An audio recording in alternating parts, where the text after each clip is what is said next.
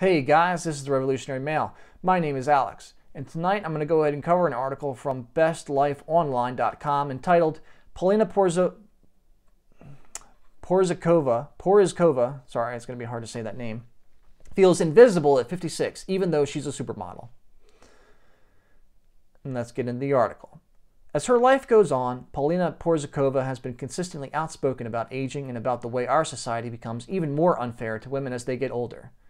Think about that. Think about the fact that a beautiful frigging supermodel who must have made God knows how many millions of dollars using her beauty to make money for most of her life, because as far as I'm aware, she doesn't even have like a college education or any other skills besides being a model, claiming that the world is unfair to women and gets more unfair as they get older. Isn't that ridiculous? And in a new interview with The Times, the supermodel shared more of her thoughts and personal experience, including how aging has affected the way people interact with her. At 56, Porizkova says she feels invisible when interacting with men in particular, even though she herself feels confident and sexier than ever.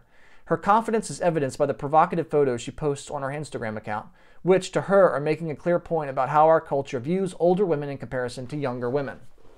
Yeah, you're 56 years old.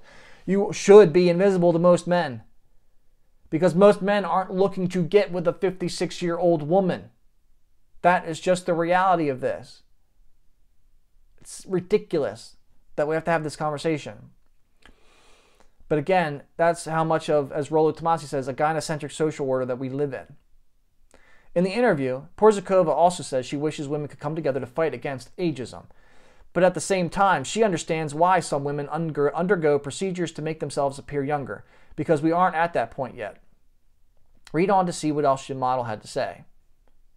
In the Times interview, Porizkova explained that when she goes to parties, she's ignored by men, even though she's interested in flirting and putting herself out there as a single woman.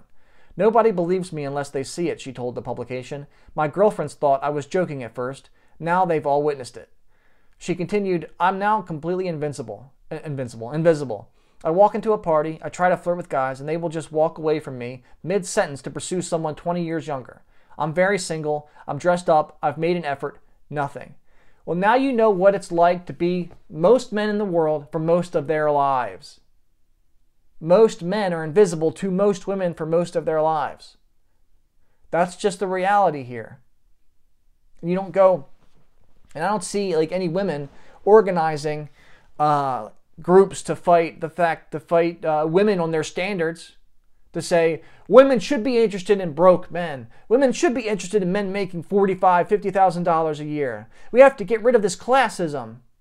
Because I guarantee you, even though she's 56 years old, there's no way on God's green earth she's going to be looking for like a teacher making 60 grand a year or a high school administrator making $75,000 a year, right?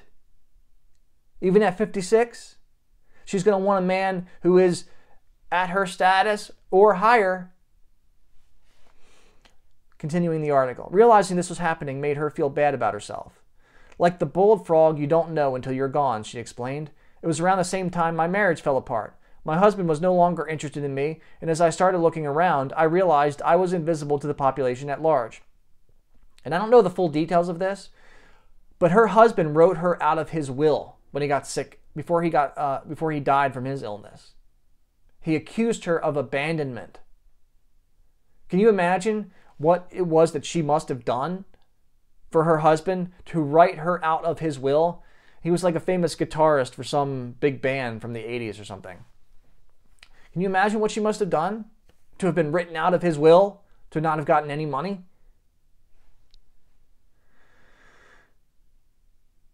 All right, continuing. It made me feel really terrible about myself. Porizkova married the late Cars singer Rick Ocasek in 1989, and they separated in 2017. She has since made headlines for a brief relationship with the writer-director Aaron Sorkin. See? Those are the kind of guys that she's going to want to get with. Rich, powerful men. Porizkova understands why some women pursue treatments or procedures to make themselves appear younger, but she wishes they didn't feel pressured to do so. We need to stand up. Pardon me, sorry guys. We need to stand up and insist on not being invisible, Porizkova told The Times. I wish there were more women who left their marionette lines which run down from the corners of their mouth, and forehead lines and crow's feet. I wish there were more women who dared to age, she continued. We are in a society set up for women who look like little girls. That shouldn't be okay with us. We need a collective movement to fight ageism, but it requires a bending of the sisterhood, which just hasn't happened. See how ridiculous this is? You had your chance. I don't remember, like, you think she was complaining about this stuff when she was 20 years old or whatever in 1989, getting together with Rick Ocasek? She wasn't worried about the older women who couldn't get what they wanted then. Just like Scarlett Johansson, who I think recently has come out and complained about how her character Black Widow in the Marvel movies was overly sexualized in some of the earlier pictures in those early roles.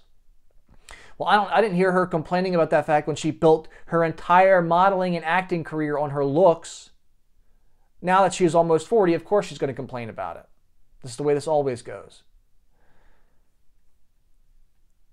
And that's why the sisterhood won't ever do anything about this stuff, because the women want the money. Women want all that money up front, all that power that they get up front for being beautiful and young. And then they want, once they've aged out of that, they want society and men to pay them again for the fact that they already chose to get paid up front. It's like winning the lottery. Instead of choosing, as men are forced to do, to get the money slowly by making something of themselves, women want to be paid up front first and then get bailed out at the end of it. It's ridiculous. And the amazing thing is, for a 56-year-old woman, she looks pretty good. But she's still old. You're supposed to be invisible to most men at that point. Porizkova talks about ageism and unrealistic beauty standards on her Instagram account often. The Instagram account where she's posting scantily clad pictures of herself without clothes on, showing off her body. She's still acting like she's 25. If she was really concerned with ageism, do you think she would be doing this? She's just upset that she can't benefit from it the way that she used to. It's like those women who get onto OnlyFans and become sex workers, or women who become strippers. And they get all that money really, really quickly, and then once they discover that it fades, that money disappears really, really quick, that money disappears eventually, and that at a certain point, there are a lot of men who aren't going to take them seriously in relationships because of their past history and their past choices. They get upset and they get angry. Fast money, slow long-term consequences. That's the way that works, especially for women. They get all that power and privilege and money up front, and they want to be able to squander it and not face the consequences of their actions. She also posts all sorts of photos of herself, from nude pictures to ones in which she's wearing no makeup to ones that show off the gray roots of her hair. I started posting the same kind of pictures that have been taken of me since I was 15, the longtime model told The Times. I look good. I didn't realize it would be shocking for a 50-something woman to pose in the same bikinis from 30 years ago that still fit. It's okay to ogle somebody who could be your daughter, but not mature women who know themselves and are most likely way better at sex. But you're old, and men don't want to look at old women. That's just the reality here. They've done studies where every demographic of men from 18 to like 90 years or 65 years old, where they discovered that every single demographic of men within that category, within that grouping, all preferred as their number one women who were like 23, 24 years old. Those were the women that they determined to be physically and sexually attractive, the most physically and sexually attractive among any other group of women. That's just biology, ladies. It's the way that this stuff works. Just like how every woman wants to meet a guy who is bigger than her, stronger than her, makes more money than her, is more confident than her, and so on.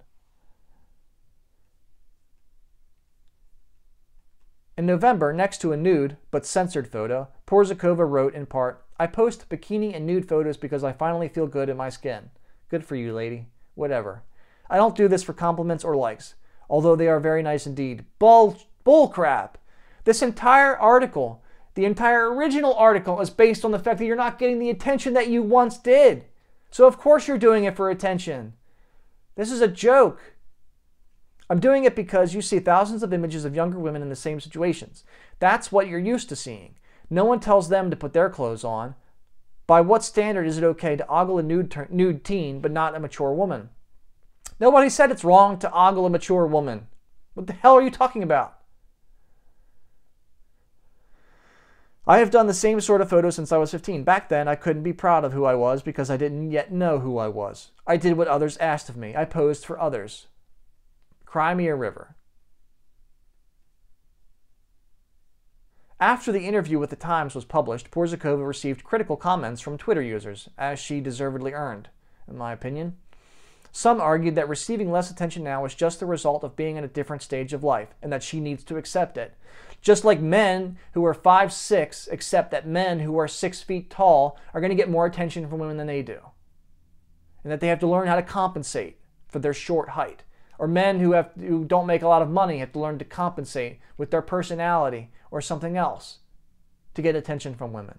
This is a reality that all men are very familiar with, and that women don't become familiar with until they are over the age of 30 and start to realize that everything that came so easily to them in the first 28 years, 29 years of their life is not going to come as easily anymore, and that they're going to start to be treated more like the way that men are. Others said that she probably made other people feel invisible when she was younger. She responded to many comments directly, but also tweeted, "I'd like to thank all the men who are now on my feed telling me I should be invisible at my age. You're proving my point." Yes, exactly. They're trying to. I'm sure you discriminated against many a man back in your dating days, and I'm sure you do even now. I'm sure there are plenty of men who would like to get with you that you have rejected. Even at 56, I can guarantee that there are plenty of men giving you offers that you are rejecting for whatever reason, as is your, prerogative. On Instagram, she wrote that she was not proud of being part of a Twitter fight and added, "The fight started with a man mansplaining to me that it's not that I'm invisible, but no longer viable to most men. The first part is not true. The second is." What? The first part is not true. The second is? Yeah, you're not viable to most men. I don't really understand what she means by that. She continued, "This guy was totally missing my point of invisibility. But worse were the many men and some women who backed him up. Yeah, you're an old hag. Why should you be visible? It was hilarious that they were accidentally proving half of my point. I have absolutely lost the desire to be visible to unevolved men. I much prefer being seen by the sisterhood." Yeah, you prefer being seen on your terms. But the problem is you don't have the leverage to command that anymore. And that's what this is really all about. She doesn't have the leverage to command people to bend to her perspective and give her what she wants, when she used to be able to do that to most men. And that's the end of the article. And the amazing part is that this is a woman who's 56 years old and was a supermodel. And this mindset doesn't just exist at that level. This mindset exists for most women. I can't tell you how many women. I've dated dozens and dozens and dozens of women. Probably close to 100 by now, or over 100 by now. And I can't tell you how many times I got into conversations with them where I got them to admit to me, especially if they were older, that they just believed that when they were ready to settle down and have a family or settle down in a long-term relationship, that they could just turn around and there would still be that same long line of guys waiting to get with them. And when they realize that it doesn't work that way, they're incredibly offended. And what they do is, instead of taking responsibility and owning up to the fact that they just don't have the power they once did, and maybe they should have made different choices, that would be too painful for them, they put it back on men, that we're unevolved, that we're perverts by checking out young women who look like little girls. You see how ridiculous this is? They didn't mind, she didn't mind when she was 15 and getting her modeling career off the ground, that there were men all over the world who wanted to look at her and take pictures of her and give her money for it. But now that she's in the position of all the women that from whom she took all kinds of opportunities in the past. Now she's in their position and she's going to complain. And that's the way this always works. Well, that's the end of the video, guys. I'm going to leave it there. Please leave a comment below. If you have anything remotely interesting to say or anything remotely uninteresting to say, leave a comment below. Hit the like button or the dislike button. If you want to contact me directly, you can go ahead and do so at therevolutionarymail@gmail.com. Again, fellas, my name is Alex. This has been The Revolutionary Mail, and I look forward to seeing you on the next video.